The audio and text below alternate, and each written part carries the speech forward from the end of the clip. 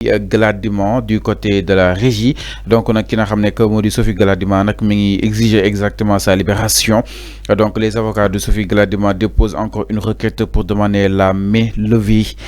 du mandat de dépôt de leur client moom ki nga xam que moo Sophie Gladima mu nekkoon ancienne ministre des mines et de la géologie Sophie Gladima mu daal introduire une demande de levée du mandat de dépôt et de mise en liberté provisoire de leur cliente en tout cas donc moom ki nga xam que moo Sophie Gladima jàpp na ni Cour des comptes avant dafa def erreur moom jàpp na ni c'est une erreur commise par la Cour des comptes en visant un texte obsolète. Aussi, ajoute les avocats, Sophie Gladima n'a ni été citée dans le rapport ni eu un contact quelconque avec les titulaires du marché et soutiennent que les bénéficiaires ont blanchi totalement la mère de Joal madame ñi bénéficier aussi li nga xam ne moo di koppar googu seetal nañ ko alors enfin est-ce que Cour des comptes su citewul ce tour concrètement fenn foo xam ni itam ñeel na rapport bi donc est-ce que loolu ñu topp la war na mën a tegu ci ay bases yu claires. Xam nga Fallou, il ne s'agit pas de dire que la Cour des comptes n'a pas cité le nom de Sophie Gladima. Il s'agit d'apporter des preuves. ñeen dafa juum. Non, voilà. Jumte bobu mom neen Cour des comptes dafa juum. Wa may ma rek bu fekkee jumte amna. Mais il faut apporter les éléments nécessaires yu wane ni que Cour suprême dafa juum. Cour des comptes dafa juum. Man fofu la xam nga man chaque jour je ne cesse de le réclamer. Dama né la justice n'a de dents contre personne. Ñun ñi di commenter. Ñun ñi journalistes amuñu dents avec personne. Gis nga nit justice kese moo la mën a setal. C'est pas la presse mënul setal kenn presse boo ñëwee xamal lan la ñuy def pour yokk seen view dañ lay andi dañ lay iri ci micro yi jox la braqué caméra yi ci yow ñu ne la waxal ngay wax ba sa xol sedd ñoom ñu def ay dagg dugal ko am ay view presse loolu lay doxee presse setalu la de yow yaa gën a xam bu baax li may wax presse setalul kenn moo tax ñoom bu ñuy def ay point de presse ñun dañuy daw gàddu suñu caméra gàddu suñu micro daw dem ci ñoom politiciens yi ñu tàndel lañ nga wax ba sa xol sedd ñu def ay morceau dagg dugal on s'en fout mais boo yaakaaree presse boobu moo lay setal yow nax nga sa bopp justice kese moo lay setal gis nga Sophie Gladima bu fekkee Cour des comptes dafa def erreur na avocat yi dem déceler ces erreurs là def sous forme de document ay preuves ñu andi ko au niveau du juge la commission d'instruction qui se trouve au niveau de la haute cour de justice ñu ne leen voilà les preuves ni que la Cour des comptes dafa def erreur mais il s'agit pas d'aller dans la presse et dire ouais la Cour des comptes a def erreur d'ailleurs Sophie Gladima n'a pas été citée dans le rapport c'est pas comme ça tu peux faire ce travail là à l'interne nga andi les preuves rassembler les éléments nécessaires andi ko ci la commission d'instruction nga ne ko voilà les erreurs que la Cour des comptes a commis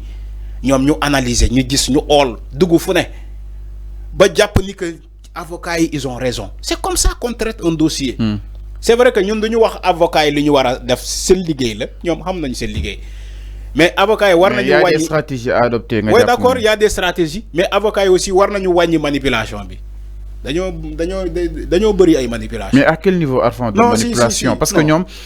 Mansour Faye tamit li loolu souligner que ni Cour des comptes dafa juum. C'est comme ça Arfan ñu ne Cour des comptes dafa utiliser ay méthodes yu obsolètes pour daal di war a mën a def rapport am c'est-à-dire fi mu bàyyi woon prix bi fi mu nekkoon ak fi mu ko indi bokkul waaye itam Sophie Gladima aussi moom nee na sax les bénéficiaires ñu bénéficié woon si xaalis bi jamono jooju ba mu nekkee ministre ñoom blanchir nañ ko concrètement. Fallou il s'agit de la justice yéen est-ce que xam nga ni justice nu muy doxee. Cour des comptes bu juumee tu crois que la commission d'instruction composée de magistrats ñoom duñu xool ba gis ni Cour des comptes juum na vous croyez que nii la ñuy attee nit vous croyez que les magistrats là nii la ñuy attee nit Cour des comptes bu juumee ñoom magistrats yooyu duñu juum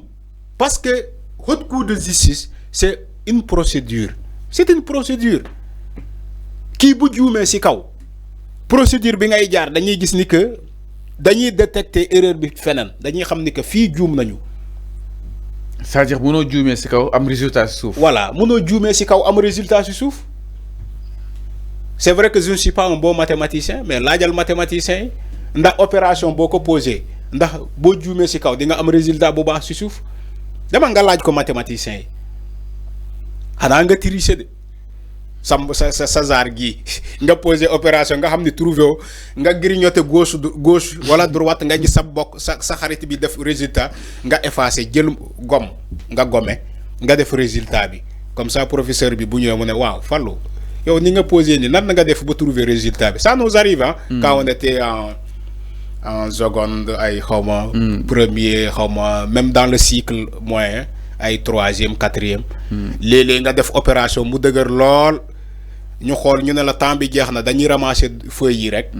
sa xarit bi ne la ah man di nii laa ko defee de diw moo ma jox résultat bi parfois dans les devants la yoo xam nga day am benn feuille ay feuilles ndaw yuy circuler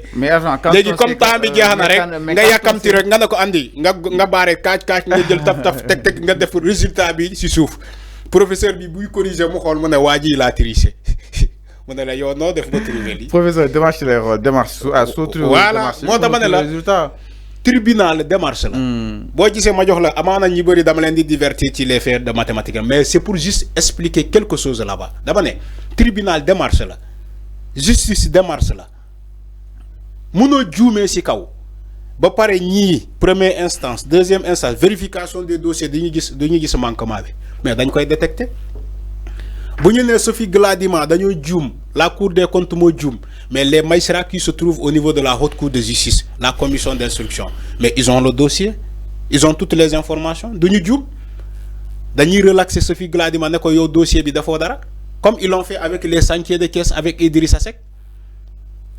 quand ils ont voulu condamner Idrissa Seck la commission d'instruction dafa xool dossier bi mu càmbar avec toutes les informations ces enquêtes mu ne Idrissa Seck yow duñu la yóbbu haute cour de justice parce que defoo dara tu crois que Sophie Gladima lu ñuy wax ni que dañoo juum bu fekkee réellement dañoo juum bu ñu eggee ci la commission d'instruction mais dañuy bloquer dossier bi dañ ko ne yow defoo dara bàyyi leen caaxaan fal moo tax ma ne la il y a parfois voilà les avocats là qui essaient de manipuler l'opinion c'est de la manipulation il faut arrêter on peut manipuler l'opinion c'est vrai mais on peut pas manipuler la justice on peut pas manipuler les magistrats de toute façon ñoom loolu la ñuy dëkkee ci population bi on désinforme la population on manipule la population on modifie même certaines informations au niveau de la presse pour que l'opinion mu gisee ko leneen loolu moo am Sénégal partout dans le monde ça se fait même dans les pays qui sont en guerre les informations sont manipulées parfois on te dit que oui Israël a tué plus de 200 personnes en Iran alors que Iran a tué uniquement 24 personnes. Tu vois comment on manipule l'information pourtant ces informations-là sont relatées à travers la presse internationale. C'est de la manipulation. Loolu ça se fait partout.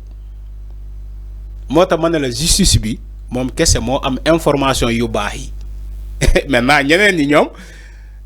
parfois ñu jox leen ay information yu ñu bricolé loolu moo am fallu. Alors mi ngi noonu exactement par rapport ak li nga xam ne que moo di wàllu wi miro ki nga xam ne que moo di justement Sophie Gladima si kanam yoon ak wàllu yoonal ses avocats ñi exiger exactement une liberté provisoire waaye itam jàpp nañ que ni ki nga xam ne que moo di Sophie aucun rapport ne la cité par rapport ak li nga xam ne que moo di wàllu wi alors Arfan ñu daal di koy jeexale suñu ponk mujj si waxtaan wi exactement seen